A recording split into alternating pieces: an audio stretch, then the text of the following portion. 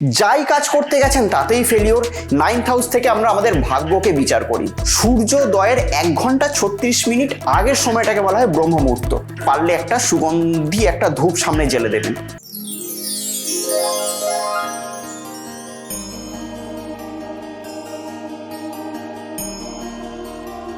কথা হোক রিলেশনশিপের সমস্যা কিংবা চাকরির সমস্যা, ব্যবসার সমস্যা, শত্রুর সমস্যা কিংবা কোনো গ্রহগত সমস্যার মধ্যে দিয়ে আমরা যাচ্ছি।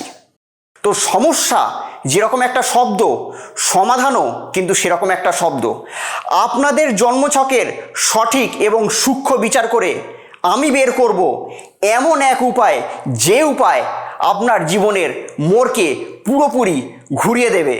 তো আমার সঙ্গে যদি আপনারা পার্সোনালি দেখা করতে চান তাহলে স্ক্রিনে দেওয়া নাম্বারে ফোন করে যোগাযোগ করে আপনারা আমার সঙ্গে সরাসরি দেখা করতে পারেন। ফেলিওর ফেলিওর ফেলিওর, আপনার জীবনে ফেলিওর হতে হতে আপনার মানসিক অবস্থা এমন জায়গায় চলে গেছে যে জীবনে কখনো যে সাকসেস বলে যে একটা ওয়ার্ড আছে সেই ওয়ার্ডটাকেই ভুলে গেছেন। জীবনে সাকসেস হওয়ার আশা আকাঙ্ক্ষা সবকিছু হারিয়ে ফেলেছেন। যাই কাজ করতে গেছেন তাতেই ফেলিওর, যাই কাজ করতে গেছেন তাতেই ফেলিওর, অর্থাৎ সাকসেসের মুখই কোনোদিনও দেখেননি। যেটাই ভেবেছেন যে আমি এইটা করব, ঠিক তার বিপরীত হয়েছে। সেটা যে ক্ষেত্রেই হোক, আপনার আর্থিক দিক থেকে হোক, আপনার কোনো রিলেশনশিপের সমস্যা হোক, আপনাদের পারিবারিক কোনো সমস্যা হোক, আপনি হয়তো ব্যবসা করছেন, ব্যবসার জায়গায় কোনো হোক, প্রতিটা ঘটনাই আপনার জীবনে আলটিমেটলি ফেলিওর। শেষ ডেস্টিনেশন ওয়ার্ডটা হচ্ছে ফেলিওর, ব্যাস। এটাই হতে হতে হতে হতে আপনাদের মানসিক অবস্থা একদম দুর্বিষহ হয়ে গেছে।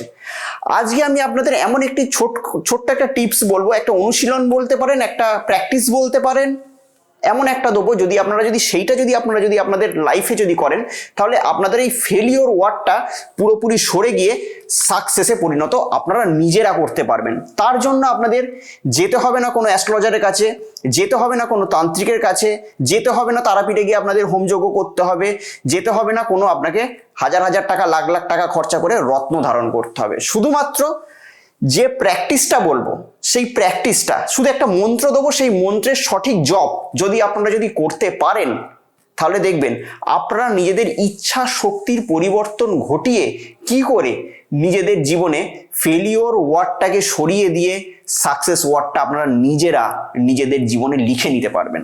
তো যাই হোক, যদি আপনারা আমার চ্যানেলে নতুন ভিউয়ার্স হন তাহলে অতি অবশ্যই চ্যানেলটাকে সাবস্ক্রাইব করবেন। আর যদি মনে হয় যে ভিডিওটি আপনাদেরকে সামান্যতর উদ্বুদ্ধ করতে পারে তাহলে ভিডিওটিকে এক্ষুনি একটু লাইক করে দিন। দেখুন, আমাদের কাছে যখন কোনো ক্লায়েন্ট আসে আমরা তাদের বিচার করি, অর্থাৎ ছক বিচার করে নবম ঘর মানে লগ্ন থেকে ক্যালকুলেট করে লগ্নটিকে 1 নম্বর ঘর ধরে 1 2 3 4 করে 9th হাউস হচ্ছে মোস্ট ইম্পর্টেন্ট হাউস আমাদের বাচ্চাটে। 9th হাউস থেকে আমরা আমাদের ভাগ্যকে বিচার করি। মানে কথাই আছে 99% কর্ম কিন্তু 1% ভাগ্য। কিন্তু এই 1% ভাগ্য যদি 99% কর্মের উপর এতটাই ভারী পড়ে যায় না, তো সেক্ষেত্রে মনে হয় যে 99% কর্মটা আমি কেন করলাম।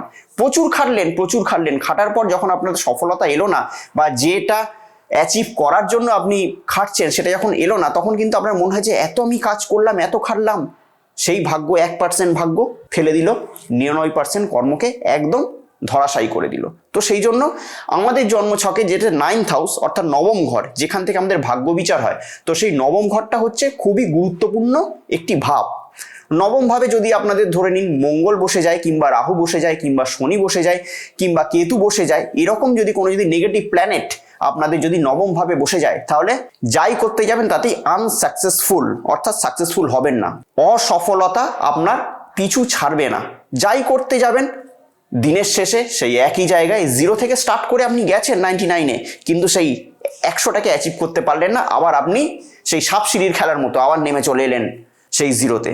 তো সেই জন্য 9th হাউস হচ্ছে খুব ভেরি ইম্পর্টেন্ট। আমি যে প্ল্যানেটগুলো বললাম সেই প্ল্যানেটগুলো আপনাদের 9th হাউসকে কানেক্ট করে থাকে কিংবা নবাংশেও 9th হাউসকে এই প্ল্যানেটগুলো কানেক্ট করে থাকে, তাহলে আপনারা দেখবেন আপনার নিজেদের বাচ্চাটা আপনাদের হাতের সামনে থাকে, খুলে দেখুন, সেরকম প্ল্যানেট আপনাদের 9th হাউসে থাকে তাহলে দেখবেন আপনারা জীবনে কখনো সফলতার মুখ দেখতে পারবেন না।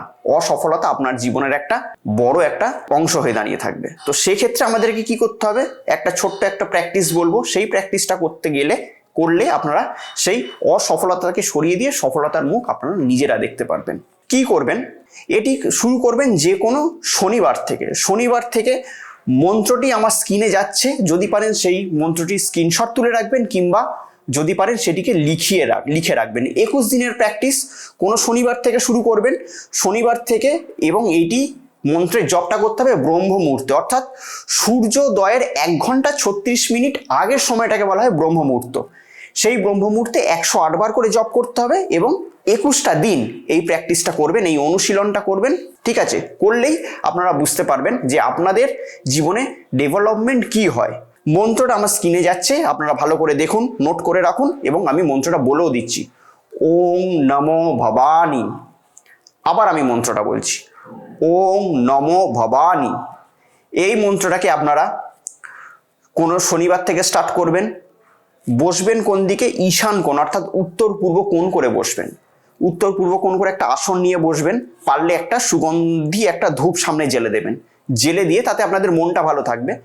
এই ধূপটিকে জ্বেলে দেবেন, ধূপ জ্বেলে দিয়ে এই মন্ত্রটাকে রোজ 1 মালা করে, মানে 108 বার জপ করবেন। 21টা দিন করবেন। আজকে যদি ব্রহ্ম মুহূর্ত থেকে যদি স্টার্ট করেন, প্রতিদিনই আপনার ব্রহ্ম মুহূর্তে জপটা করবেন।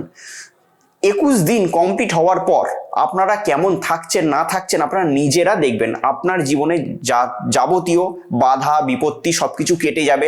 সেটা যে কোনো সমস্যা হোক, আপনার আর্থিক সমস্যা হোক, মানসিক দিক থেকে আপনি বিপর্যস্ত হয়ে পড়েছেন, কেউ আপনার উপর কোনো তন্ত্রক্রিয়া করে রেখেছে, শারীরিক আপনার প্রচণ্ড সমস্যা যাচ্ছে, শরীর কোনো মতেই ঠিক যাচ্ছে না, রিলেশনশিপে সমস্যায় যাচ্ছে, সেটা গার্লফ্রেন্ড বয়ফ্রেন্ডের জন্য হতে পারে, সেটা আপনাদের হাজব্যান্ড ওয়াইফের মতো হতে পারে, কর্মক্ষেত্রে কোনো রকম সমস্যা যাচ্ছে, বসের সঙ্গে আপনাদের ঠিকঠাক বন্ডিং যাচ্ছে না, ব্যবসায় যেসব আপনাদের যারা সব সাপ্লায়ার আছে, কিংবা যেখানে আপনি ব্যবসায়িক জিনিস হয়তো ডেলিভারি করছেন, কিংবা যে সেক্টরে আছেন সেই সেক্টরে বিজনেসের আরও যারা আপনাদের সঙ্গে আছে তাদের সঙ্গে আপনার মতবিরোধ চলেই যাচ্ছে। আস্তে আস্তে এইসব সমস্যাগুলো আপনার লাইফ থেকে দূরে সরে যাবে।